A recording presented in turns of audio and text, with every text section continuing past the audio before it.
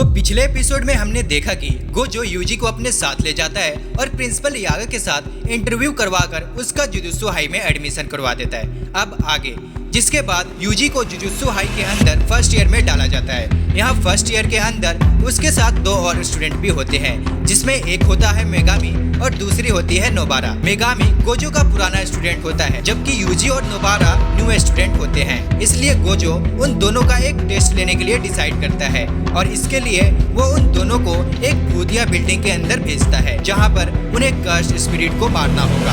यहीं पर यूजी को एक कर्स्ड टूल भी दिया जाता है, इसलिए क्योंकि अभी तक यूजी के अंदर कोई भी कर्स्ड एनर्जी नहीं है और उसने उस एनर्जी को इस्तेमाल करना नहीं सीखा है। ये कर्स्ड टूल ऐसे वेपन्स होते हैं जिससे कर्स्ड स्पिरिट को नुकसान पहुंचाया जा सकता है, क्योंकि नॉर्मल वेपन्स इन कर्स्ड स्पिरिट के ऊपर कोई भी असर नहीं करते। अब अंदर जाकर यूजी और नोबारा अंदर के सभी कर्स्ड स्पिरिट को खत्म कर देते हैं और गोजो टेस्ट को आसानी से पास कर लेता है। इसके कुछ टाइम बाद जुजुत्सु स्कूल का असिस्टेंट मैनेजर, जिसका नाम कियोटाका होता है, वो उन तीनों से मिलने वहाँ पर आता है और वो उन्हें बताता है कि वह उन तीनों को एक बहुत ही बड़े मिशन पर भेज रहा है।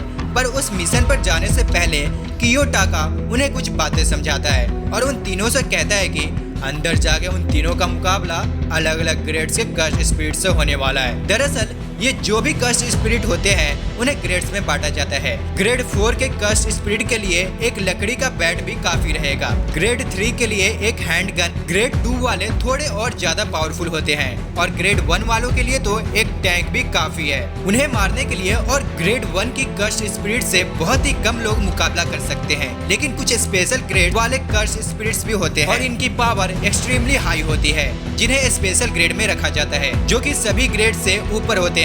और जैसे कि इन कर्स्ड स्पिरिट को ग्रेड्स में बांटा गया है, वैसे ही जुजुत्सु सोर्सेज को भी ग्रेड्स में बांटा जाता है।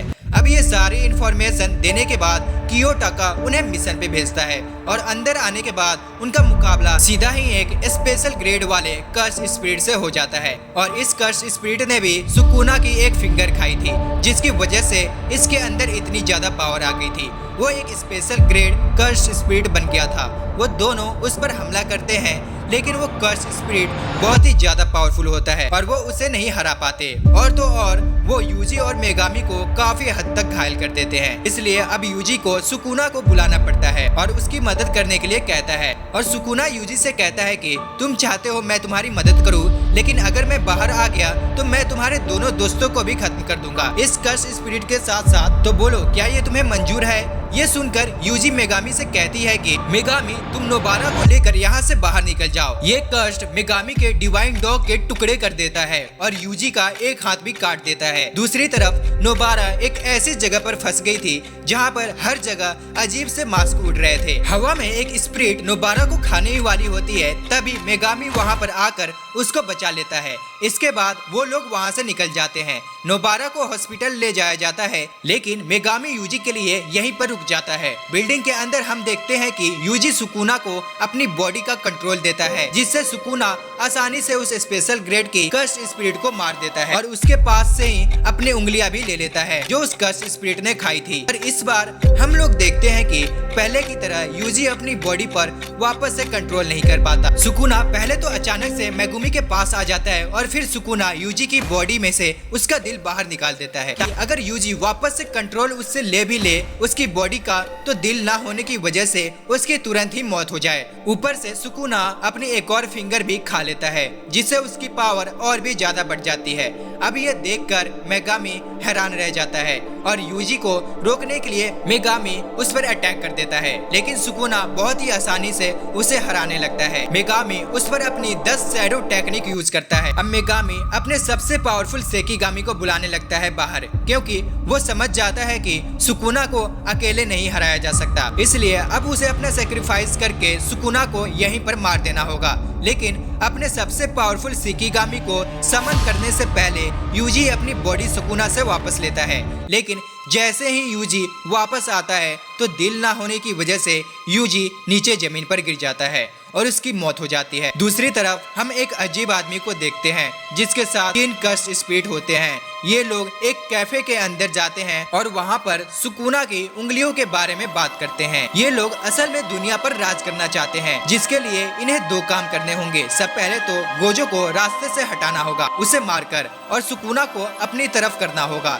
इधर दूसरी तरफ अब गोजो को ये पता चलता है कि यूजी की मौत हो चुकी है। उसे और उसकी टीम को एक स्पेशल कर्स से लड़ने के लिए भेजा गया था। तो ये सब सुनकर वो समझ जाता है कि ये हायर एप्स की चाल थी। उन्होंने ऐसा इसलिए किया क्योंकि वो यूजी को मारना चाहते थे। इसकी वजह से ही उन्होंने यूजी की टीम को इतने खतरनाक मिशन पर भेजा ताकि वो कर्स स्पिरिट यूजी को जान से मार दे। इधर हम यूजी की बॉडी को देखते हैं, लेकिन तभी हमें पता चलता है कि यूजी की बॉडी के अंदर उसकी कॉन्शियसनेस अभी भी जिंदा थी, और ऐसा इसलिए क्योंकि हर एक सॉर्सर्स के अंदर एक स्पेशल जगह होती है जिसे इनेट डोमेन कहा जाता है। और जब यूजी मरने वाला था तो मरने से पहले ही उसकी सोल सुकुना की इनेट डोमेन में आ गई थी। सुकुना के पास आने के बाद उन दोनों की आपस में फाइट होती है, और इस फाइट में सुकुना यूजी को बहुत ही आसानी से हरा देता है। और यूजी को हराने के बाद सुकुना यूजी के साथ एक डील करता है, और डील के अंदर वो यूजी से कहता है कि वो उसके हार्ट को ठीक करके उसे वापस जिंदा कर देगा, लेकिन इसके बदले में वो चाहता है कि उसके बॉडी के ऊपर टेक ओवर कर सकते हैं और अपनी मर्जी से बाहर आ सके।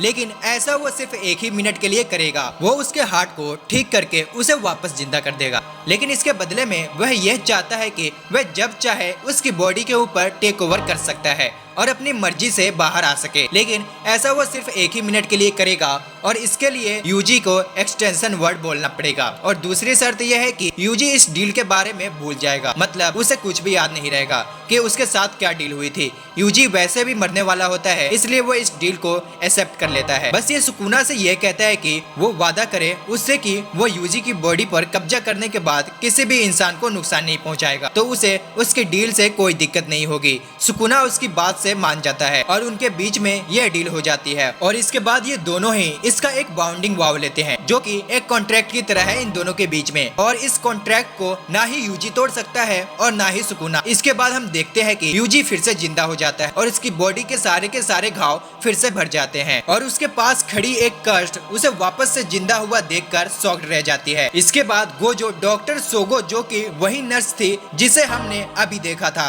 उसे कहता है कि वो यूजी के जिंदा होने की बात किसी को भी नहीं बताए, स्पेशली हायर अप सिमित को, किसी को भी नहीं। इसके बाद गोजो यूजी को अपने साथ ले जाता है और फिर से उसे एक सीक्रेट जगह पर ले जाकर वो यूजी को सिखाता है कि वो अपनी कर्स्ट एनर्जी को कैसे यूज कर सकता है, और यूजी अपनी ट्रेनिंग करने लगता है कर्स्ट एनर्जी को टेक करने के लिए। और गोजो यूजी को ट्रेनिंग करता हुआ छोड़कर वहाँ से निकल जाता है। गोजो एक गाड़ी से जा रहा होता है, लेकिन तभी उसे फील होता है कि कोई उसका पीछा कर रहा है, इसलिए वो कार को रोकता है और कार से बाहर आता है और ड्राइवर को वहाँ से जाने के लिए बोलता है, उसे वहीं पर छोड़कर। इसके बाद हम देखते हैं कि जोगो गोजो पर अटैक कर देता है, और ये बंदा उसके बंदे की टीम का एक मेंबर होता है जिसे हमने अभी देखा था उस रेस्टोरेंट में। जोगो गोजो से वहाँ पर लड़ने के लिए इसलिए आया होता है क्योंकि वो उस बंदे की बात से सहमत नहीं है, और उसे ऐसा लगता है कि ये गोजो इतना ही ताकतवर नहीं है, मैं इसे हरा सकता हूँ, और यही सोचकर वह गोजो को हराने के लिए वहाँ पर आया है। इसलिए इस लड़ाई के अंदर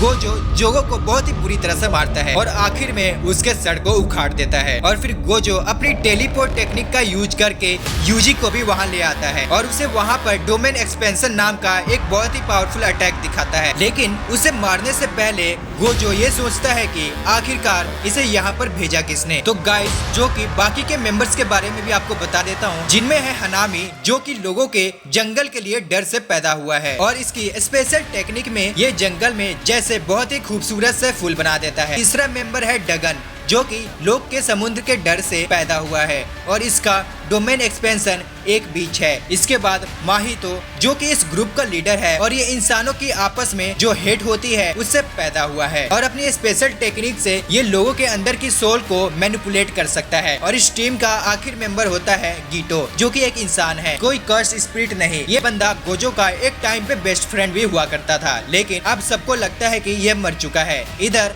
हनामी और गीतो दूर से गोजो की फाइट को देख रहे होते हैं, और नामी जुगो की हेल्प करने के बारे में सोचता है और अपनी टेक्निक की मदद से वहाँ पे एक फूलों का गार्डन बना देता है, जिससे यूजी और गोजो पूरी तरह से डिस्ट्रैक्ट हो जाते हैं।